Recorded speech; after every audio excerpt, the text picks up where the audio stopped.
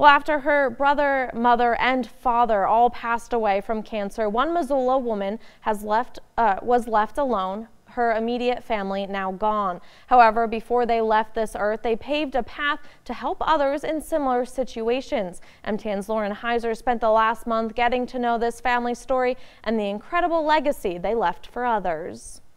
Lawrence and Debbie Jennings met in a class in 1972 at the University of Montana. It was here that he asked her out on their first date. 6 months later, they moved in together, and from then on, they never left each other's side. The couple married and later had 2 children, Noah and Liza. Their home was filled with laughter and music. Deb was a painter and a loving mother. Larry was a lawyer and a musician. I met you on a railway train. He said, I grew up in a house where it was more important to play a song than it was to do the dishes. And to this day, there are a number of dirty dishes, and there are record players, and there are guitars and pianos everywhere in the house. In their 46 years, they fought cancer 3 times, once for their son Noah, once for Larry, and once for Deb. The disease killed all 3 of them.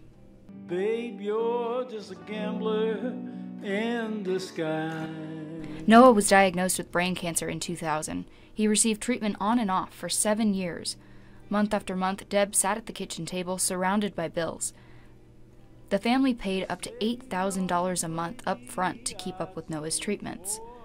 Deb spent hours each day on the phone fighting the insurance companies, desperate to be paid back before the next refill.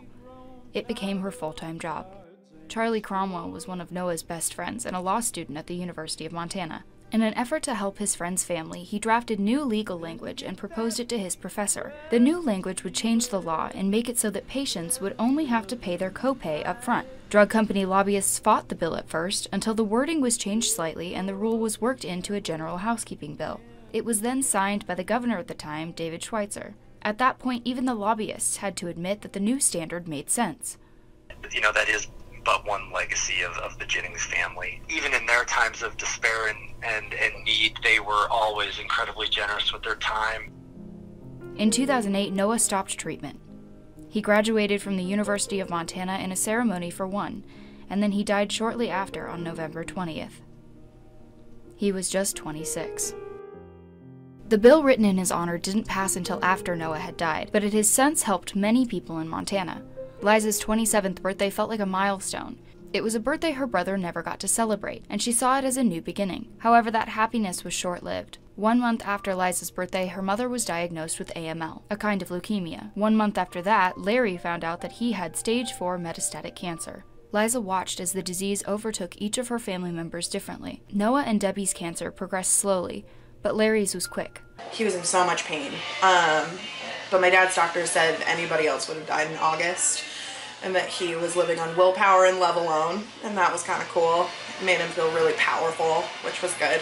Meanwhile, as both of them fought the disease, the legislation that passed all those years before in honor of their son was now helping to make their fight more financially manageable. Larry died on December 2nd, 2018, 10 years and 1 week after Noah. Shortly after Christmas, Deb was placed into hospice care. For the 3rd time, Liza watched as a loved one prepared to die in the home where she had grown up. On February 15, 2019, Deb passed away. The walls she had planned to paint lay bare, but the family's piano she painted green, red, gold, and blue, and a chair that she had once covered in papier-mâché still sat where they've always been. With the last of her immediate family gone, Liza says she's comforted by the legacy created for her family by the legislation that helped so many people, including her parents. In Missoula, Lauren Heiser, MTN News.